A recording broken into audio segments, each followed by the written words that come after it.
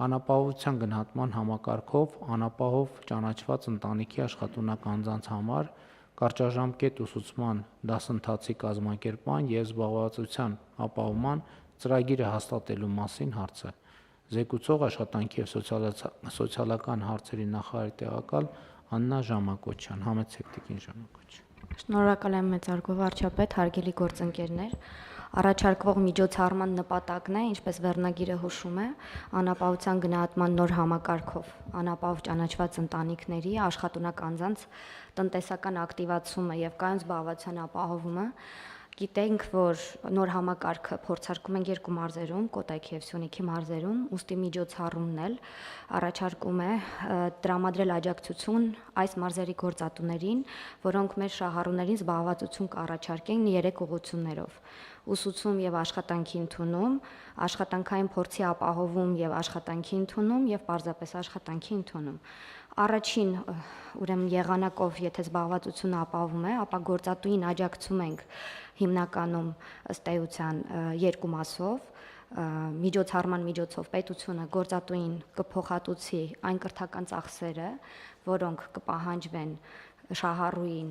ոչ ֆորմալ կրթության ապահովման նպատակով, բայց ոչ ավելի քան 250,000 դրամի չափով։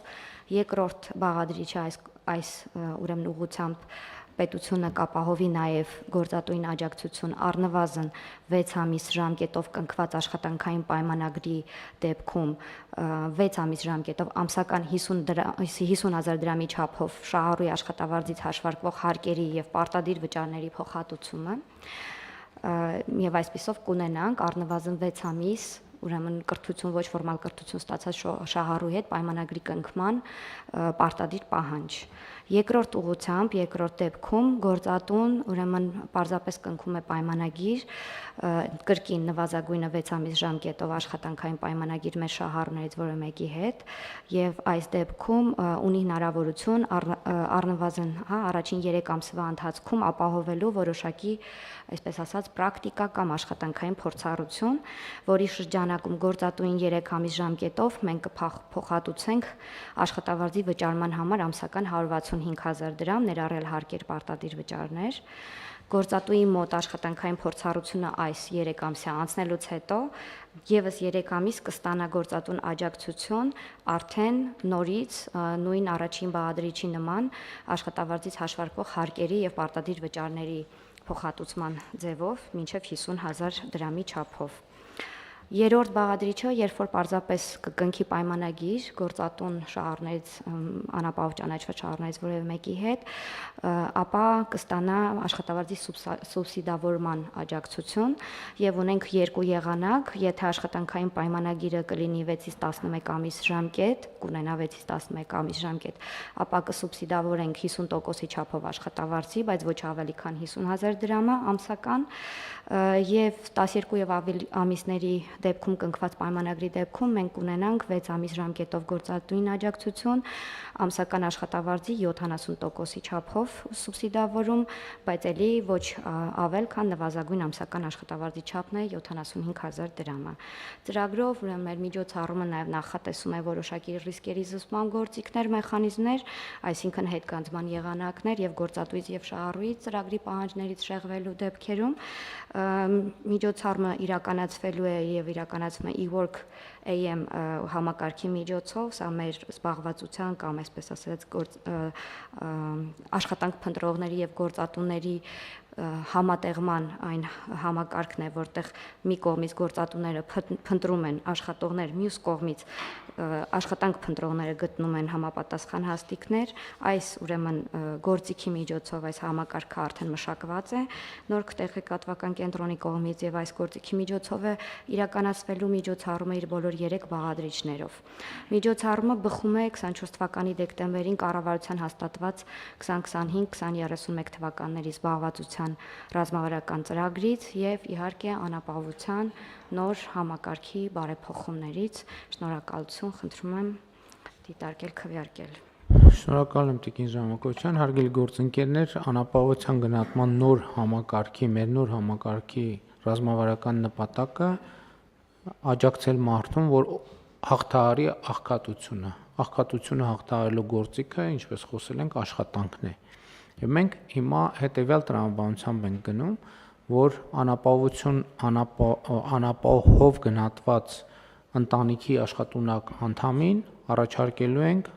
աշխատանք եւ աշխատանքի միջոցով աղքատության հաղթահարում։ Իհարկե հասկանալի է, որ այդ եւ դա լինելու է մեր միասնական սոցիալական ծառայությունների այս ուղղությամբ հիմնական գործունեությունը, այսինքն շատ ծավալուն գործունեություն, որպեսզի անապահովության գնահատական ունեցող ընտանիքի անդամներին կարողանան առաջարկել աշխատանք։ Եվ բնականաբար կամ ավելի ճիշտ փորձել հասկանալ, թե որտեղ կարող են աշխատել անապահովությամբ գնահատական ստացած ընտանիքի անդամները եւ բնականաբար նախնական փուլում նրանց անհրաժեշտ կլինի ուսուցում, ոչ ֆորմալ ուսուցում, որպեսզի նրանք տվյալ աշխատատեղին համապատասխան հմտություններ եւ կարողություններ ձեռք բերեն, որից հետո արդեն նախնական աշխատանքային փուլ, որից հետո արդեն ավելի երկարատև աշխատանքային փուլ, եւ այս բոլոր փուլերում կառավարությունը, նախարարությունը, սոցիալական ծառայությունները մարդուն ուղեկցելու են եւ ուղեկցելու են նաեւ այն ընկերությանը, որտեղ տվյալ շահառուն պետք է աշխատանք ունենա, փորձնակ լինի եւ այլն եւ այսպես շարունակ եւ ուղեկցելու են միջև ըստ էության այն կետը, երբ որ մենք կարողանանք գնահատել, որ մարդը աշխատունակ մարդը, գործունակ մարդը ըստ էության վերադարձել է աշխատանքի շուկա եւ նա արդեն կարող է իր հետագա գործունեությունը աշխատանքի շուկայում դասավորել եւ ենթադրվում է, որ եթե տնկերությունը այդքան ուղեկցել է իրեն եւ կառավարությունն էլ այդքան աջակցել է, ենթադրվում է, որ փոխադարձ շահագրգռություն պետք է լինի այդ համագործակցությունը շարունակել։ Եվ հայեցակարգային առումով այս որոշման եւ համակարգի նպատակը եւ իմաստը հետեւյալն է. մենք չպետք է հանդուրժենք, որպեսզի ուղղակի համակարգը մարդկանց իներցիայով պահի աղքատության վիճակում։ Մենք պետք է տրամաբանությունը փոխենք եւ համակարգի նպատակը իմաստը լինի մարդուն աղքատության շեմից դուրս բերելը, նրան կրթվելու եւ աշխատելու միջոցով, որովհետեւ ելի եմ ասում,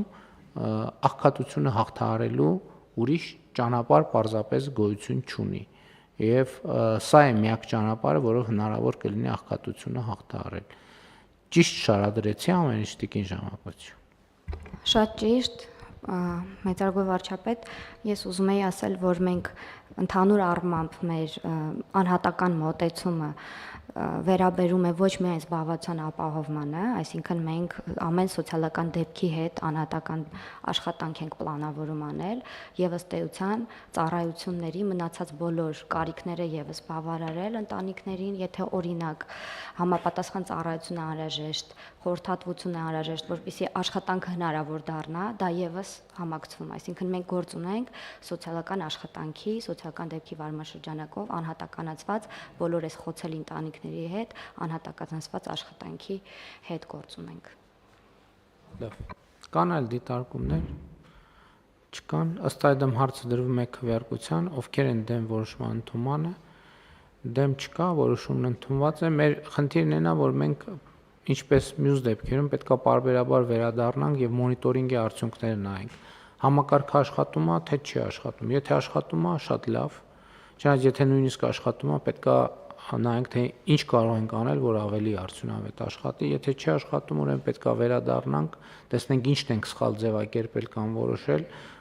եւ ինչ փոփոխություններ պետք է անենք։